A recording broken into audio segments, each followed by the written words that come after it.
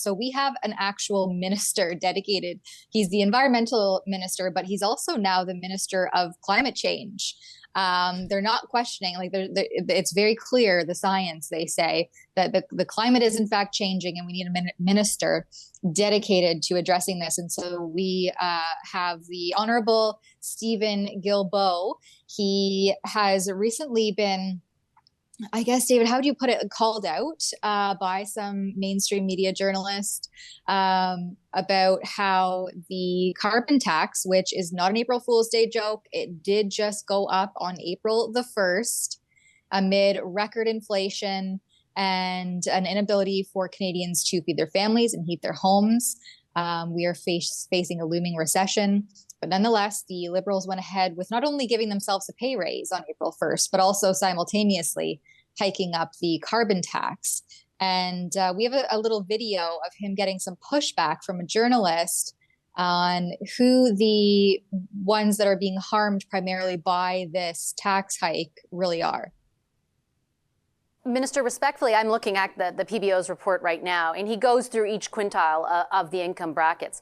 In Alberta, each and every quintile will see a net loss. In Saskatchewan, all but the very lowest income, and the same in Manitoba. So I take your point that it is progressive, but in those instances, in those provinces, it's only those at the lowest part of the income scale that will see any net benefit. Everybody else, and certainly those in the second income bracket, are not exactly, the richest of Canadians. And once again, when your government said what this program was intended to accomplish, it made a promise to Canadians that they wouldn't be out of pocket for it. If a majority of Canadians are, and I'm not saying that the merits of the program, I'm not debating the merits of carbon pricing in this. I'm just trying to ask you if you understand why there are Canadians right now who are facing such tough financial times, who are saying, can you put a pause on this? Can you help us out? Because it isn't like the rebates are covering it all. Well, we're doing a number of other things, Vashi, to help Canadians and to support Canadians through the transition to a lower carbon future, like a program to help people to get off home heating oil, which is much more expensive, much more polluting than using heat pumps, for example. So we're working with a number of jurisdictions across the country to do that.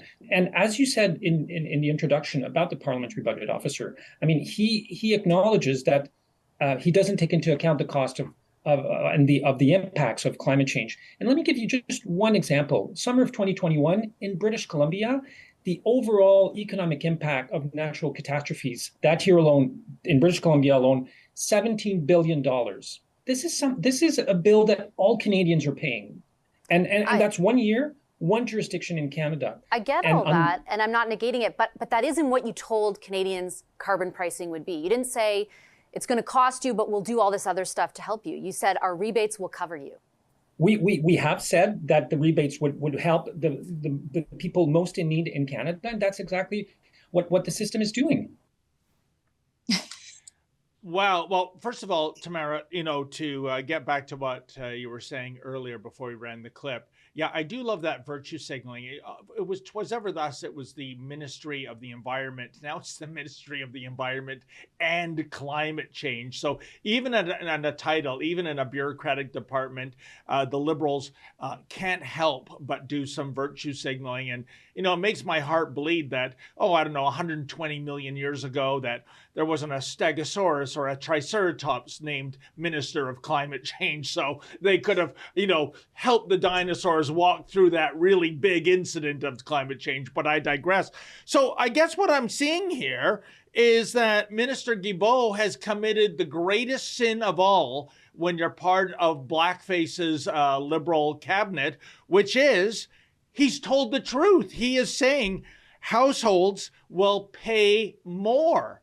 And correct me if I'm wrong, Tamara, but I thought those little checks we get in the mail every quarter or every half year, however the frequency is, I thought that was to more than cover the price at the pump, what we're paying in home heating oil, etc. But good golly, leave it to a convicted criminal, Guilbeault, to actually tell the truth. What do you make of this? Yeah, that was under the guise of they were sweet talking this program, was that you would pay more now, but it was like an investment, right? So you would be reimbursed and then some, right? The green energy is all about an investment. It's going to be so lucrative and we're going to gain money and you just have to upfront billions of dollars and then we're going to somehow get it all back in this magical, mysterious world of the green economy. What I really liked and wanted to point out here that Guilbeault talks about is the idea of a heat pump and replacing your oil. I don't know if he's just mincing his words and he's not quite sure what a heat pump is, but maybe a heat pump would work in British Columbia or some of those southern states. But here in the really tepid temperatures of Ontario, Alberta, the places the north, a heat pump has a sweet spot of efficiency in and around -5, maybe -8, -10, up until about +5 and plus 10. After that, they are completely useless. So there is maybe 2 months out of the 12 months of the year that a heat pump could be efficiently utilized. And to say that that's a suitable replacement for something like oil, these people have no idea what they're actually talking about. And that just continues to go on and on and on for, it seems like, for forever. And now they're completely decimating Canadians at the banks and their ability to heat their homes and their ability to feed their families, and telling us to, well, just use your heat pump. Whereas, right now is maybe the sweet spot where the heat pump would be useful. And every other season throughout the year, it's completely useless. Unbelievable. I mean, could you imagine our beloved colleague, Sheila Gunn-Reid, who lives somewhere in the hinterland north of Edmonton? And even last month in March, there were days -30, -32, just recently -16. That's called a warming trend. So this heat pump you speak of, Tamara, wouldn't work under those climatic conditions. So I guess, well, maybe Mr. Guilbeault, he didn't finish the sentence. If you live in an area that gets temperatures colder than -8, please put on some extra sweaters.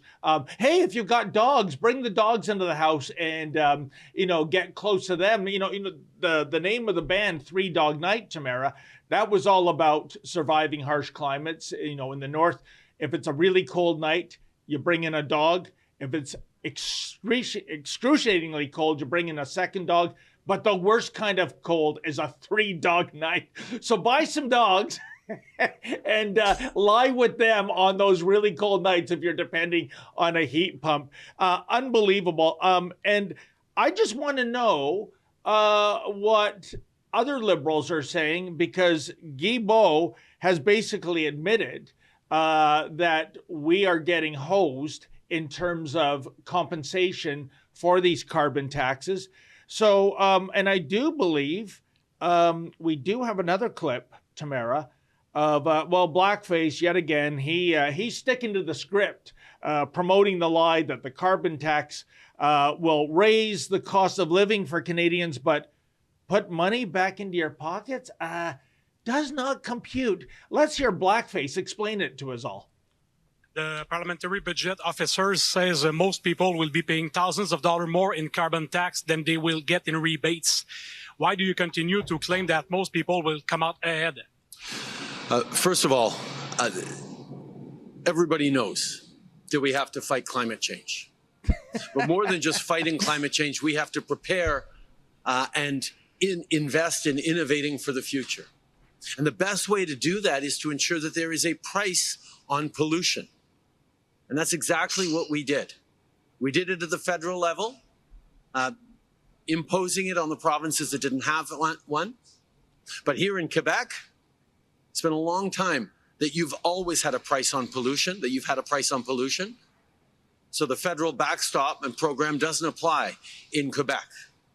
So families in Quebec haven't seen any shift in the carbon price as of April 1st, as they did elsewhere across the country. But elsewhere across the country, where we bring in the price on pollution under the federal backstop, we also bring in a climate action incentive that right now more than compensates for the added costs of the carbon tax. And this is what Conservatives continue to mislead Canadians about. We're fighting climate change at the same time as the climate action incentive comes into people's bank accounts 4 times a year. Hundreds of dollars to help them as they make choices that are better for their family and better for the environment. Conservatives still think we don't have to do anything to fight climate change. Well, I've got droughts and wildfires and increased hurricanes that prove them wrong about that. Canadians right across the country know we have to fight climate change. We have to do it in a way that stays affordable for people, and that's exactly what we will continue to do. Oh my goodness, Tamara, there's so much to, analyze there. First of all, once again, it's too bad to see the Prime Minister blackface confusing climate and weather again. I mean, drought, wildfires. Oh no, planet Earth has never experienced that in its multi-billion year history. But I want to go back to the first thing he said, Tamara, which was, everyone knows we have to fight climate change. Oh, really? Everyone? Like the regime in China, which of course blackface so admires in terms of getting things done. The last I saw, Tamara, they weren't fighting climate change, but they were adding hundreds of new coal generation plants every year. And remember, this is the dictatorship he so admires, and probably the #1 polluter in terms of countries in the world. So right from the beginning till the end, this guy had all the ethics of a flim-flam man in trying to explain why we common Canadians are paying more on everything because of this useless carbon tax.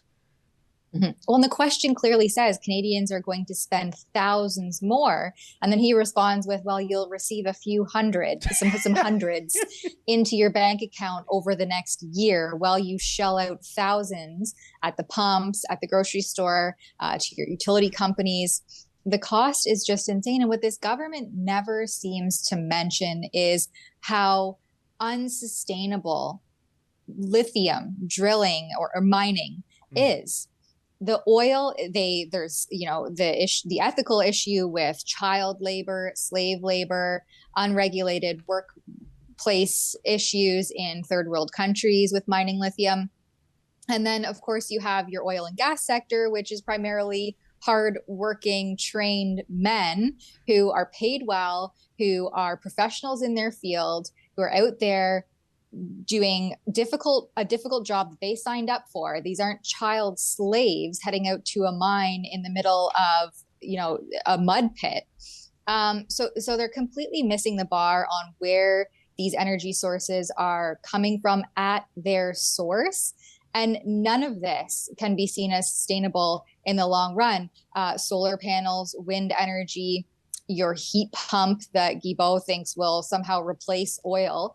They all run on electricity and they all have a lifespan, and their lifespan is usually around 20 to 25 years. So we put up all this upfront cost, and then by the time we get the return on that investment in approximately 20 years, the product is no longer any good. So at that point, what do we do? That's a clip from something we call Rebel News Daily. It's our daily live stream hosted by my friend David Menzies, but the show also includes a rotating cast of hosts and special guests, including me. It's a great way for us to talk about the news of the day as the news is happening in an unscripted fashion, and it's an awesome way for you to interact with us as well. We stream every weekday, 1 p.m. Eastern, 11 a.m. Mountain, wherever you find Rebel News. See you there.